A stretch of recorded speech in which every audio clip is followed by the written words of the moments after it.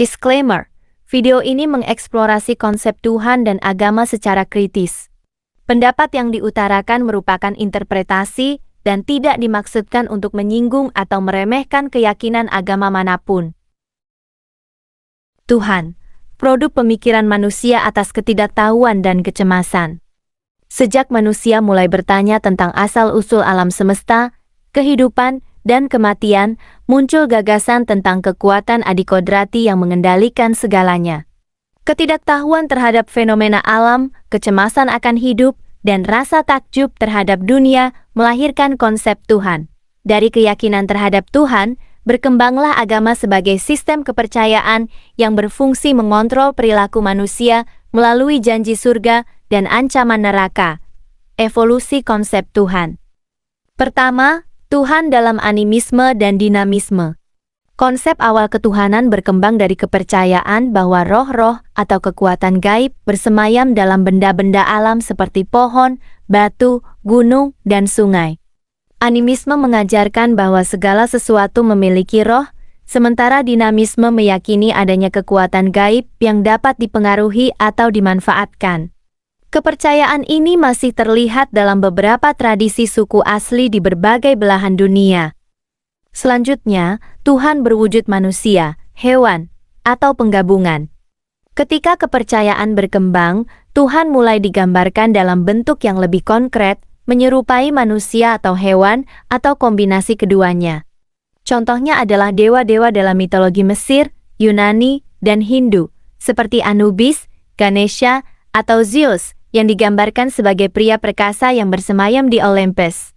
Representasi ini memberikan citra yang lebih dekat dengan manusia, membuat penyembahan lebih personal dan mudah dimengerti. Kemudian Tuhan wujud tak terjangkau, tetapi penuh kontradiksi. Dalam perkembangan berikutnya, konsep Tuhan bertransformasi menjadi sesuatu yang tak terjangkau dan mengarah pada sosok abstrak.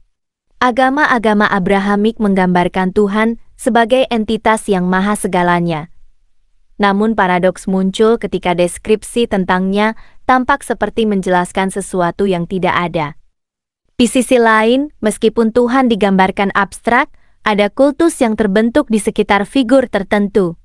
Kristen menganggap Yesus jelmaan Tuhan yang awalnya sulit dibayangkan, kemudian menjelma dalam bentuk manusia untuk menebus dosa manusia dan menjadi pusat penyembahan. Yahudi memiliki tradisi kultus terhadap Uzair, yang diyakini sebagai orang suci karena mampu menghafal Taurat. Islam memiliki pengkultusan terhadap Muhammad sebagai penerima wahyu terakhir, di mana segala ucapannya dianggap kebenaran mutlak. Tak hanya itu, simbol-simbol keagamaan juga mendapat tempat istimewa dalam penyembahan kepada Tuhan. Kristen memiliki salib, Islam mengultuskan Ka'bah dan Hajar Aswad, sementara Yahudi memiliki tembok ratapan. Yang lebih mencurigakan lagi ternyata tokoh agama-agama ini ternyata memiliki moyang yang sama, yaitu Ibrahim. Seakan-akan menunjukkan konsep ketuhanan yang lahir dari cerita turun-temurun. Permainan kata dalam agama. Jika diperhatikan, agama sangat mengandalkan retorika dan permainan kata untuk menarik pengikutnya. Teks-teks suci penuh dengan kalimat yang multitafsir, memungkinkan berbagai penyesuaian terhadap perkembangan zaman. Ketika sains berkembang, agama mencoba menyesuaikan diri dengan klaim bahwa kitab-kitab suci telah lebih dahulu mengetahui penemuan ilmiah. Namun setelah dianalisis lebih lanjut, banyak dari klaim tersebut hanya merupakan upaya mencocokkan sesuatu secara paksa, tanpa dasar yang kuat. Jika terdapat kesesuaian dengan sains, hal itu dijadikan sebagai bukti kebenaran kitab suci, meskipun konsep serupa telah diketahui oleh filsuf Yunani kuno, jauh sebelum kitab suci tersebut ada. Sebaliknya, jika ada ketidaksesuaian dengan ilmu pengetahuan, maka dilakukan berbagai upaya untuk mencari celah dalam menjembatani perbedaan tersebut.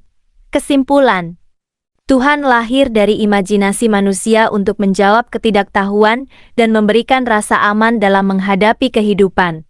Dari keyakinan ini, berkembanglah agama yang mengatur perilaku manusia dengan janji dan ancaman. Selama ribuan tahun, konsep Tuhan terus mengalami perubahan, dari animisme hingga kepercayaan monoteistik yang lebih kompleks. Namun, di balik semua itu, agama pada dasarnya adalah sistem kepercayaan yang dibangun di atas retorika dan permainan kata, berusaha tetap relevan dengan perkembangan zaman meskipun landasannya semakin dipertanyakan.